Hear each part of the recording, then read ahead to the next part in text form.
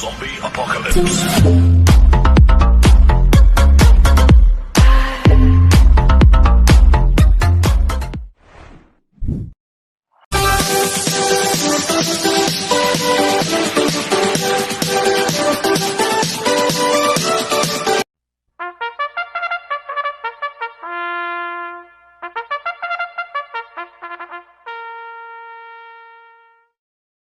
Magandang araw po mga bayang karorista. Ngayon po ay araw ng linggo, September 1, 2024. Unang araw po sa karera ng buwan ng September. Mayroon po tayong 7 karera sa araw na ito. Nandito naman po yung linggo, Drunken Master Wangbu aka Eloato Budoy para magbigay ng giya at analysis sa inyo mga bayang karorista. Mga bayang karorista, meron po tayong isang stakes race dito, yung first leg 3-year-old imported local challenge. Magandang laban ho yan, exciting race po yan mga bayang karista. Kaya panoorin po natin yan. Kaya bago po magsimula magbigay ng giya at analysis, wag pong kalimutan, subscribe, like, and share YouTube channel ko po. Siyempre, wag din pong kalimutan i-click yung notification bell ko para updated po kayo sa mga bagong video ko. Kaya mag-start na po ako sa pagbibigay ng giya at analysis. Race 1, winner take all covers races 1 to 7. May 6 na kabayang tatakbo. Rating basis in class 5, 6 to 10 split. Distance 1,400 meters. Itong race 1 na to, anybody's race po to mga bayang karista. Tingin ko po lahat po to may panalo. Pero ako, ang first choice ko po dito, numero 2, Jengs Adhenap na sasampo ni MP Cañete. Siya po yung merong best time dito na 1.28.6 sa distance 1,400 meters. Kaya malaki po panalo sa akin ito. Kaya siya po first choice ko. Second choice ko po, number 3, Lightning Bolt na sa akin ni RC Tabor. Itong si Lightning Bolt, tingin ko malaki po panalo sa akin ito dahil tingin ko siya po magdadala ng unahan dito. Pag nakaalagwa to, pwede makatapos ang karera si Lightning Bolt. Kaya siya po second choice ko. Kaya ang first choice ko po, number 2, Jengs Adenap. Second choice, number 3, Lightning Bolt. Sa race 2 po tayo, Pixis Cobos races 2 to 7. Ito po yung 2024 Firacom First Leg 3-year-old imported local challenge. May 5 kabayong tatakbo sa distance 1,600 meters. First choice ko po dito, number 2, part-time lover na sa kanya po yung Asuncion. Nag-barrier trial po siya. Tinalo niyan si Eye in the Sky. At nagpreba ng 1.43 sa milya. At siya po yung mayroong base time dito ng 1.41.4 sa milya, si part-time lover. Kaya malaki po panalo sa akin ito, kaya siya po first choice ko. Second choice ko po, numero 1, Heart of a Champion na sa sakay ni Fabs Caballero. Itong si Heart of a Champion, pwedeng siya po magdala ng unahan dito. At nag-barrier po yan, nagpreba rin po ng 1.43 sa milya. Kaya sa akin, Tigo, malaki po panalo sa akin ito, kaya siya po second choice ko. Kaya ang first choice ko po, numero 2, part-time lover. Second choice, numero 1, Heart of a Champion. Sa race 3 po tayo, pick 5, cover race 3 to 7.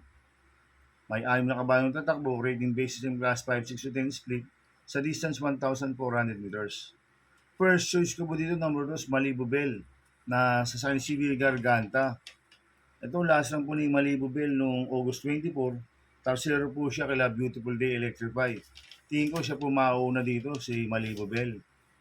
Pag nakaalaga sa unahan to, pwedeng makatapos ang karera po to. Kaya siya po ang first choice ko.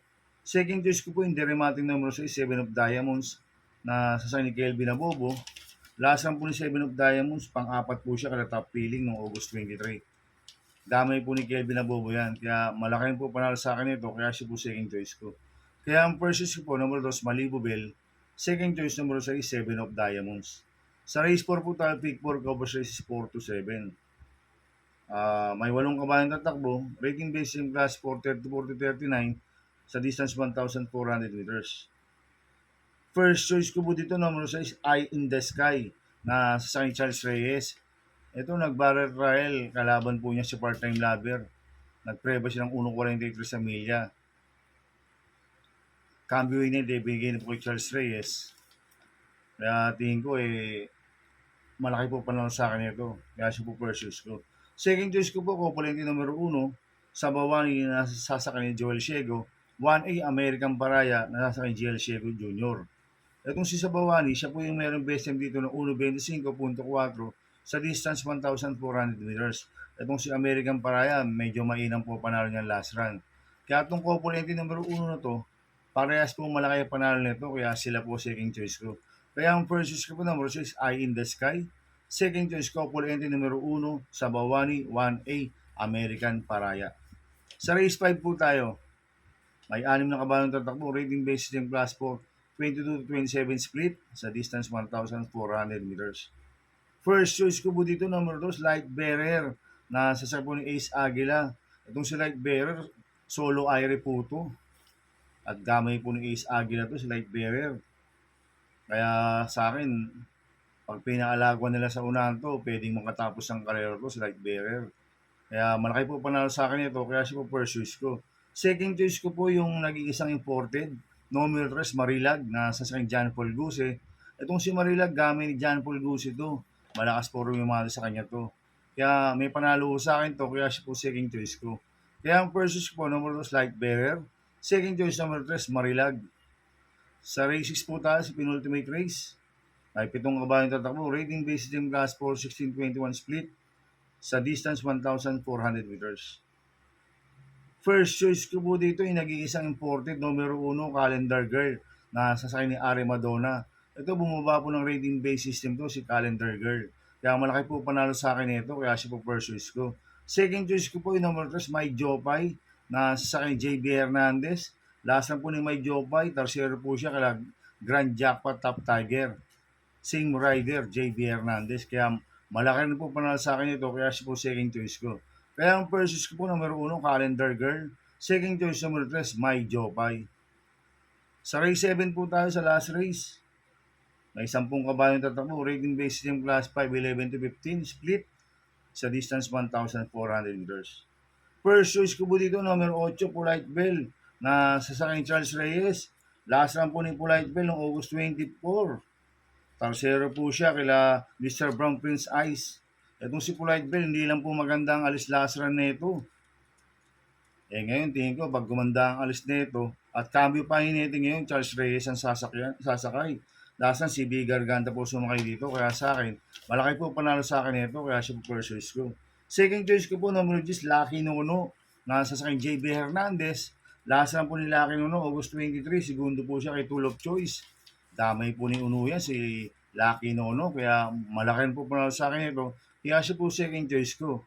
Lalagyan ko po third choice sa Pandiado, yung bumaba po na rating base system. Number 1, Go Aidan Go, na sasakay JB Guerra. Ito magandang diado ito, si Go Aidan Go. Malakas po rumimati to. Basta bigyan lang po ng importansya ng connection to. Kaya sa akin, siya po yung third choice ko na Pandiado. Kaya ang first choice ko po, numero 8, Polite Bell. Second choice, number 10, Lucky Nono. Third choice sa Pandiado, number 1, Go Aidan Go. Good luck kay Happy Racing, mga bayang karista. Inuulit ko ito, gabay ko lang at analysis ko. Pero pagdating sa tayan, kayo pa din na masusunod. Sana ay swertihin tayo at magsitama. Kaya good luck po sa ating lahat, mga bayang karista. Mga bayang karista, shoutout muna ako. Happy Racing po sa mga bagong subscriber ko at sa mga walang sawang sumusubaybay sa YouTube channel ko. Maraming salamat po sa inyo. At happy racing po kay Boy Sumping, Alang Jabate, coming from Eddie Berto Mapili. Happy racing sa iyo. At happy racing din po sa mga boss ko, kay Boss Manuel Chua, Boss Jack Ongkok, Boss Jing Garcia ng Double Rock. At happy racing din po sa mga taga Pingping Boys at sa mga taga Barcadano TV. Happy racing. Sana ay swertihin tayo at magsitama. Kaya mga bayang karista, please subscribe my YouTube channel at Tubudoy 2.0 at sana ay lagi yung panoorin ads ko, huwag niyo pong skip. Kaya maraming salamat po sa inyo and God bless.